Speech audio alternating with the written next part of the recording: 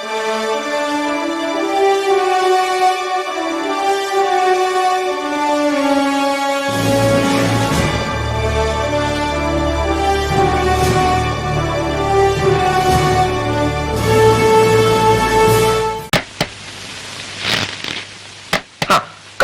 കണ്ടോ, ഷൂസ് ഒക്കെ ഇവിടെയാ വെക്ക.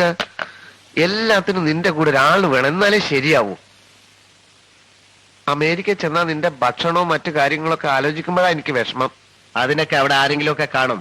എന്നാലും നിന്റെ ഇഷ്ടാനിഷ്ടങ്ങൾ അറിയുന്ന ഒരാളെ അവിടെ കിട്ടില്ലല്ലോ.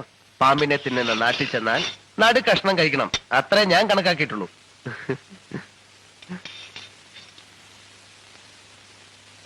വേണമെങ്കിൽ ഞാനും കൂടെ വരാൻ കേട്ടാ.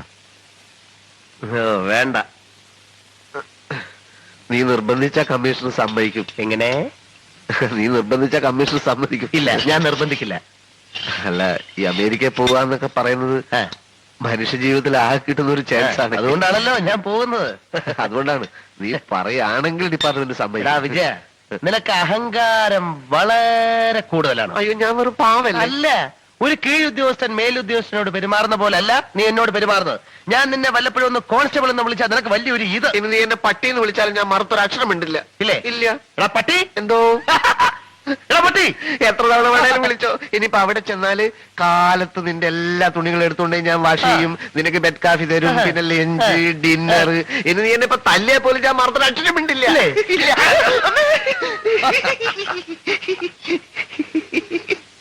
തല്ലിക്കോ, ഇനിയും തല്ലിക്കോ, എങ്ങനെയെങ്കിലും.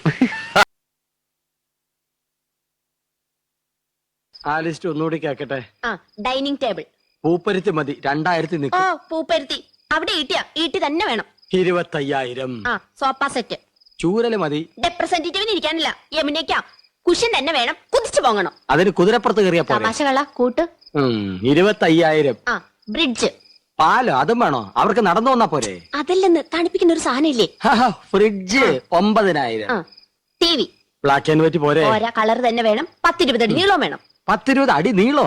ഇഞ്ചായിരിക്കും. ഇഞ്ചെങ്കിൽ ഇഞ്ച്. ഒയറില്ലാത്ത ഫോൺ അതൊരെണ്ണം മതി. മൊബൈൽ. മൊബൈല് ഒയറില്ലാത്തോണ്ട് വില കുറവായിരിക്കും. ഇനി അയ്യോ, ഇനി മടക്കല്ലേ, ഒടിഞ്ഞു. തൽക്കാലം ഇത്രയൊക്കെ മതി. മതി. ഇനി ഇതിന് പണം ഉണ്ടാക്കാനുള്ള വകുപ്പും കൂടി പറഞ്ഞു തന്നെ. മൊത്തം പണം കൈ വെച്ചോണ്ടാണോ എല്ലാരും ഇതൊക്കെ മേടിക്കുന്നത്? ഇൻവെസ്റ്റ്മെന്റ് വാങ്ങണം. ഇൻസ്റ്റാൾമെന്റ്. അതെങ്കിൽ അത് അങ്ങനെ ആവുമ്പോ മാസം തോറും ഈസി ആയിട്ട് അടയ്ക്കാം. അല്ലെങ്കിൽ കടം വാങ്ങണം, പലിശ കൊടുക്കണമെന്നല്ലേ ഉള്ളൂ. എന്താ മുൻഷി പരമേശ്വരൻ പിള്ളയുടെ മകനെ കടം കിട്ടില്ലെന്നുണ്ടോ? നോക്ക്, നിസ്സാരമായിട്ട് തള്ളരുത്. ഇത് നമ്മുടെ പ്രസ്റ്റീജ് ഷൂസാ. എന്തു പറയണെന്ന്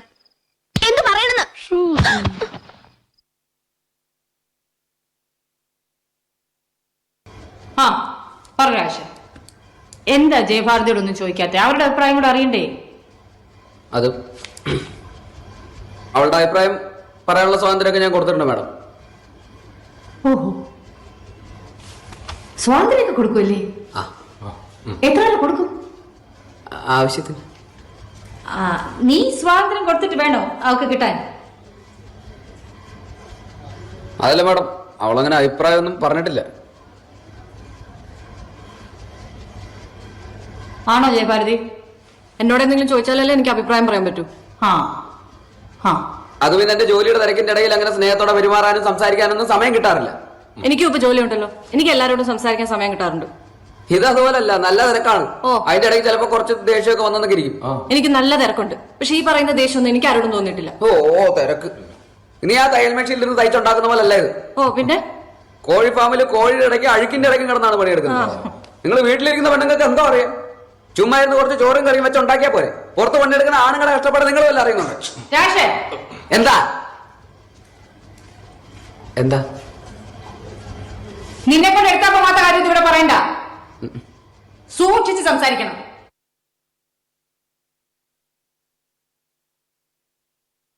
അങ്ങോട്ട് ചോദിക്കും.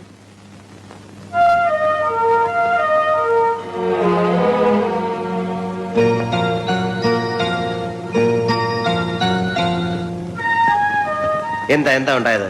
റൂം തരാന്ന് പറഞ്ഞ എന്നെ ഇവിടെ പിടിച്ചിരുത്തിയിട്ട് റൂം തരുന്നില്ല. റൂം ഇല്ലെങ്കിൽ റൂം ഇല്ലെന്ന് പറയണം. വെറുതെ ആളെ പിടിച്ചിരുത്തി മെനക്കെടുത്തത്. നിങ്ങളല്ലേ എന്നോട് റൂം കൊടുക്കാന്ന് പറഞ്ഞത്? പക്ഷെ ഇത് അഗതി വന്നൊരു സത്രമൊന്നും അല്ല, കാശില്ലാതെ റൂം കൊടുക്കും. കാശില്ലെന്ന് ആര് പറഞ്ഞു? അവരോട് ചോദിക്കും. കാശില്ലെന്ന് പറഞ്ഞോ? ഞാൻ അങ്ങനെ പറഞ്ഞിട്ടേ ഇല്ല. കഷ്ടമുണ്ട്. നിങ്ങൾ ഒരു ഉരുണ്ട് കളിക്കരുത്. എനിക്കറിയാം അവരെങ്ങനെ പറയില്ലെന്ന്. താൻ അവർ പറഞ്ഞു കൂടി ചോദിക്കണം. എന്താ പറഞ്ഞേ? അങ്കമാലിയിലത്തെ പ്രധാനമന്ത്രി എന്റെ അമ്മാനാണ് അങ്ങനോട് പറഞ്ഞ കാശ് അയച്ചു തരുമെന്ന് പറഞ്ഞു. അമ്മാവനെ വിളിച്ചു പറഞ്ഞ കാശ് അയച്ചു തരുന്ന അവര് പറഞ്ഞില്ലേ? നിങ്ങൾക്കൊന്ന് ഫോൺ ചെയ്ത് അങ്കമാലി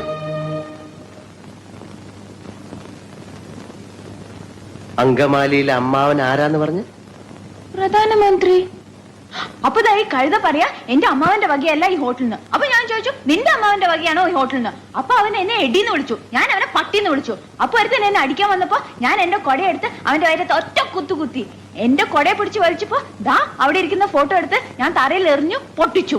പിന്നെ ഒരുത്തൻ എന്നെ പിടിക്കാൻ വന്നപ്പോ ഞാൻ ഫോൺ എടുത്ത് അവന്റെ തലയിൽ ഒറ്റ അടി വെച്ചു. എന്നിട്ട് ഒരുത്തൻ എന്റെ അടുത്ത് വന്ന് പറഞ്ഞു അവന്റെയാണ് ഈ ഹോട്ടലിന്.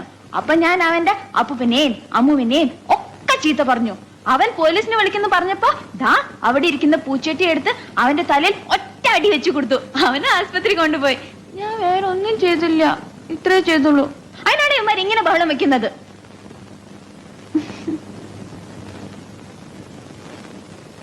വട്ടാണല്ലേ? എന്നോട് ഒരുപാട് പേര് ഇങ്ങനെ ചോദിക്കുന്നു, അതെന്താ?